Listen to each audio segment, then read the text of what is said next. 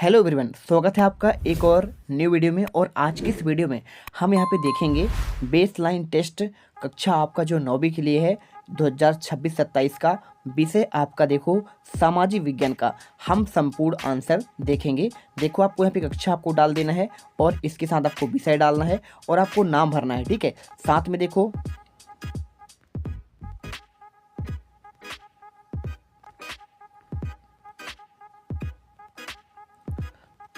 विषय समाज विज्ञान का। तो देखिए आपको सबसे पहले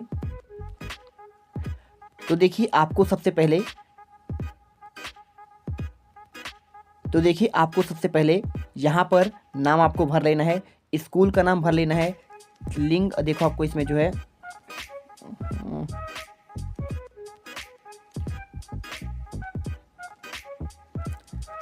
विषय समाज विज्ञान। तो देखिए आपको यहाँ पे जो है कक्षा आपको भर लेना है आपका 9th और आपको दिनांक भर लेना है, ठीक है।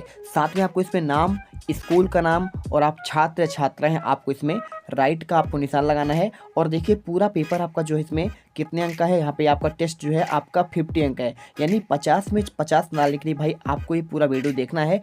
A to Z क्वेश्चन आपको हम देने वाले हैं, ठीक है। तो चलिए देखते हैं आपको इसमें जो है क्या दिया गया है। विद्यार्थियों के लिए ध्यान देने योग्य बातें कुछ दिए गए हैं, आप इसे पढ़ लीजिएगा।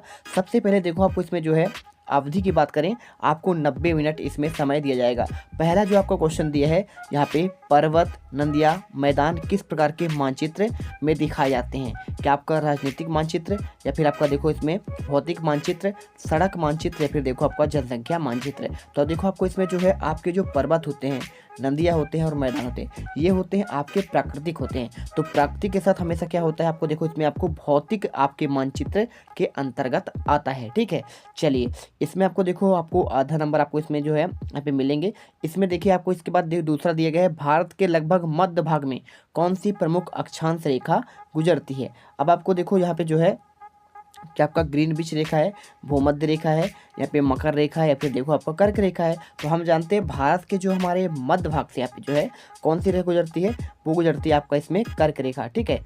23.5 डिग्री उत्तरी अक्षांश से आपका गुजरती है। इसके बाद देखना आपको इसमें जो है तीसरा दिया गया है, भारत में ग्रीष्मकालीन मानसून की वर्षा मुख्य रूप से कब होती है? अब आपको देखो ऑप्शन में क्या दिया गया है, ऑप्शन में आपका है जनवरी से आपका मार्च तक दिया है, और जून से सितंबर तक, अक्टूबर से दिसंबर तक और आपका देखो अप्रैल से मई तक। अब देखो आपको जो ग्रीष्मकालीन है, तो ग्रीष्मकालीन अभी का मौसम चल रहा है, तो अभी क्या आने वाला है भाई, अभी हमारा आने वाला है यहाँ पे आप इसमें देखोगे कि भाई ग्रीष्मकालीन मानसून की वर्षा कब स्टार्ट होगी। तो यहाँ पर आपको देखो सिंपल सी बात है, आपको यहाँ पे क्या करना है, आपको जून से सितंबर इसमें करेक्ट आंसर हो जाएगा, ठीक है, जिससे हमारा वर्षा होती है और यहाँ पे सारे फसलें आपकी उगाई जाती हैं। चौथा देखना, यदि पृथ्वी का कोई भूखंड 3 ओर से समुद्र से घिरा हो, किससे घिरा हो? 3 ओर से समुद्र जल से घिरा हो और एक ओर से क्या हो, स्थल हो, यानी 3 ओर क्या हो, समुद्र हो और एक तरफ आपका स्थल हो, उसे क्या कहते हैं, ठीक है। जैसे ऑप्शन में देखो आपको आप ऑप्शन तो दिया नहीं है, तो आपको यहाँ पे सीधे सीधा आपको लिख देना है, आपको क्या लिखना है, प्रायद्वीप लिखना है, ठीक है।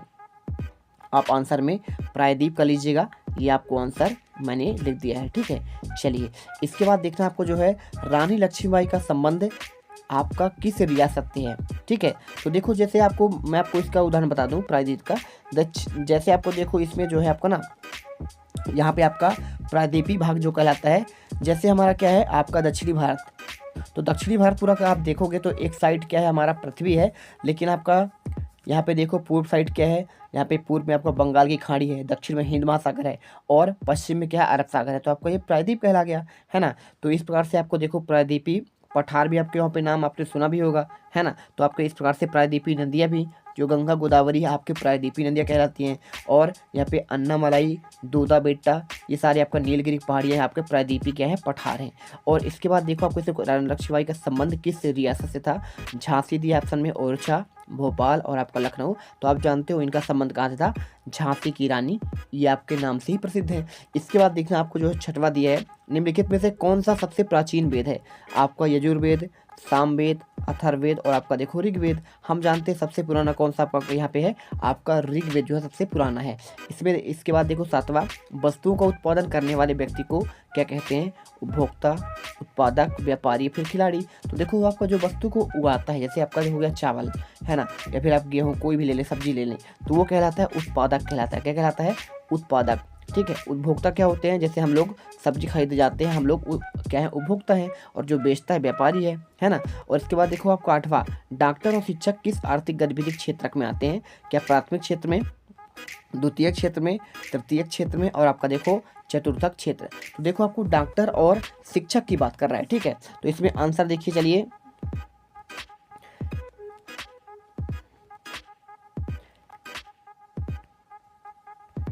आपको इसका जो आंसर करना है यहाँ पे आपको तृतीय क्षेत्र इसमें सही आंसर हो जाएगा, ठीक है।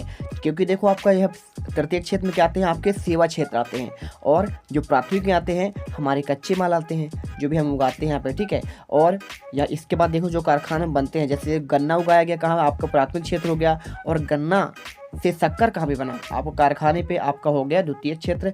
और जब उसे देखो सेवा के क्षेत्र में, जैसे हमारा कोई भी हो, अगर हम कोई भी कार्य कर रहे हैं, वो आपका तृतीय क्षेत्र कहलाता है। चलिए इसके बाद देखते हैं, आपको देखो आपको इसमें आंसर भी दिया है। पहले का आंसर आपका बी नंबर भौतिक मानचित्र, दूसरे का आंसर कर्करेखा, तीसरे का आंसर आपको जून से सितंबर, चौथे का आंसर दिया प्रादीप, पाँचवें का आंसर झांसी दिया है, छठवें का आंसर आपका दिया है ऋग्वेद, सातवें का आंसर उत्पादक, और आपका देखो आठवें का आंसर यहाँ पे तृतीय क्षेत्र दिया है, ठीक है। इसके बाद देखना आपको जो है यहाँ पे क्या दिया गया है, 9वां, चित्र में दिखाया गया मॉडल क्या कहलाता है। देखो आपको लिखना है उत्तर में, चित्र में दिखाया गया मॉडल आपका ग्लोब कहलाता है। 10वां देखना दिया है, पृथ्वी की सबसे बाहरी परत को क्या कहते हैं। तो हम जानते हैं कि इसके सबसे बाहरी परत को क्या कहते हैं, यहाँ पे भूपर्पटी कहते हैं, ठीक है। आपको इस प्रकार से पूरा आंसर इसका करना पड़ेगा। इसके बाद देखिए आपको जो है नेक्स्ट आपको दिया है, इन मोहरों में से एक सींग वाला बैल और सींग वाला बाघ दिखाई दे रहे हैं, इन प्रतीकों का उपयोग किस सभ्यता से संबंधित है। तो देखो आपको आंसर में क्या लिखना है, यहाँ पे देखो आपको इसमें जो है शेर दिख रहा है, और यहाँ पे आपका, और इनको इन प्रतीकों का संबंध सिंधु घाटी सभ्यता से है। इस सभ्यता से संबंधित स्थलों के नाम आपके कौन कौन से, देखो आपका हड़प्पा है, मोहनजोदड़ो है, लोथल है, कालीबंगा है, धौलावीरा, और आपका देखो राखीगढ़ी। और इसके बाद देखना आपको बार बार दिया है, छत्रपति शिवाजी के प्रशासन में सहायता के लिए एक मंत्री परिषद थी जिसे अष्ट प्रधान कहा जाता है, उनके कार्यों को लिखिए। देखो आपको इसमें 8 मंत्रियों के कार्य आपको यहाँ पे राज्य और प्रशासन अर्थव्यवस्था को देखना, राज्य के आय और हिसाब रखना, राज्य के दैनिक कार्य और दरबार की घटनाओं को रिकॉर्ड करना, राज्य की पत्रों और पत्राचार की देखभाल करना, पड़ोसी राज्य के संबंधों और कूटनीतिक का आपका प्रबंधन करना, सेना की भर्ती, धार्मिक मामलों और आपका दान पुण्य का कार्य करना, न्याय प्रशासन और आपका कानून की व्याख्या करना, ठीक है। आपको उत्तर लिखना है। 13वां देखना, किसी क्षेत्र में वर्षा बहुत कम होती है, उस क्षेत्र में क्या समस्याएं उत्पन्न होती हैं। तो आपको देखो आंसर में, पीने के पानी की भारी कमी और अकाल और सूखे की स्थिति, पशुओं के लिए चारे और पानी की कमी, आपको उत्तर में लिखना है। इसके बाद देखना 14 नंबर का, इसमें आपका देखो दिया गया है, मौलिक अधिकार किसे कहते हैं। तो बेबुनियादी अधिकार जो हमारे किसी व्यक्ति के सर्वांगीण विकास के लिए आवश्यक होते हैं, जिन्हें संविधान द्वारा सुरक्षा प्रदान की जाती है, मौलिक अधिकार कहलाते हैं।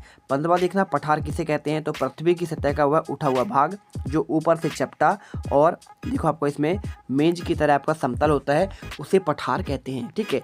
16वें में आपको उत्तर लिखना, पृथ्वी पर दिन रात आपके होने के क्या कारण है। तो देखो पृथ्वी पर आपका जो दिन रात होने का मुख्य कारण क्या है, पृथ्वी की अपनी धुरी पर घूर्णन करना। देखो पृथ्वी 24 घंटे में एक चक्कर पूरा करती है, और जो हिस्सा सूर्य के सामने होता है वहाँ दिन होता है, और जो हिस्सा पीछे होता है वहाँ पे रात होती है।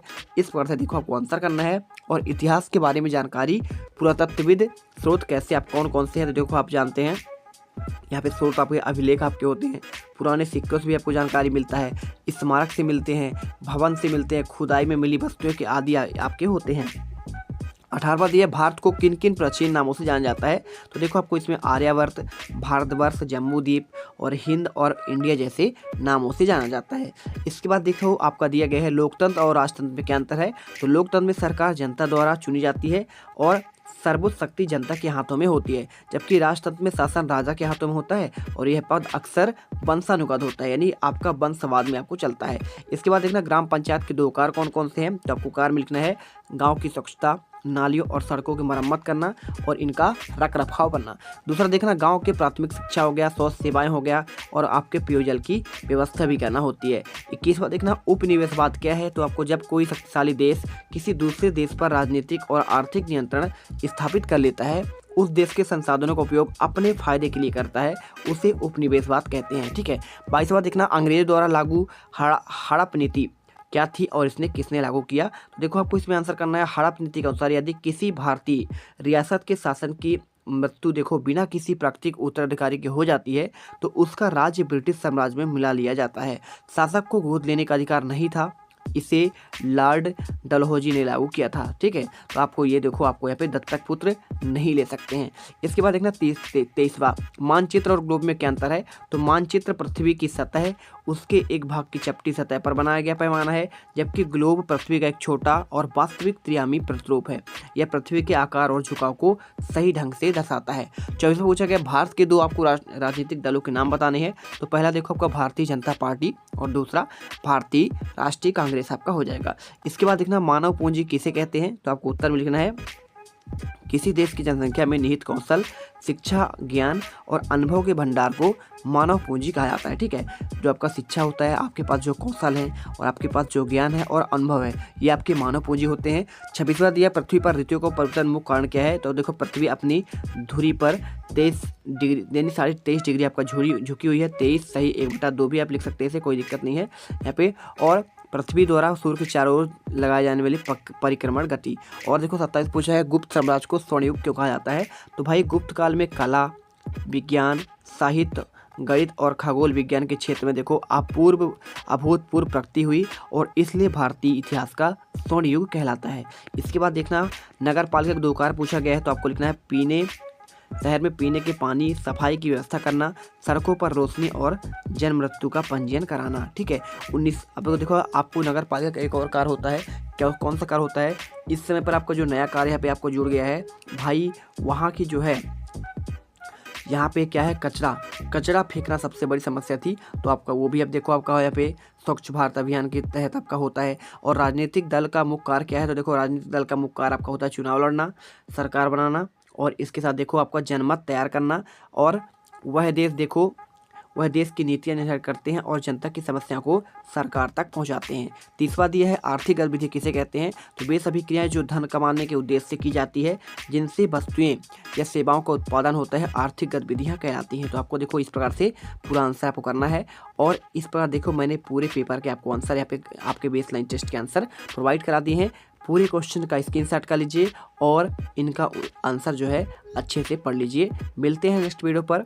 और चैनल पर पहली बार आए हो तो फटाफट वीडियो को लाइक कर देना, दोस्तों को शेयर कर देना और चैनल को आपको सब्सक्राइब कर लेना है, जिससे आपको आने वाले साल में जितने भी एग्जाम है उन सभी की वीडियो आपको आसानी से मिल सके।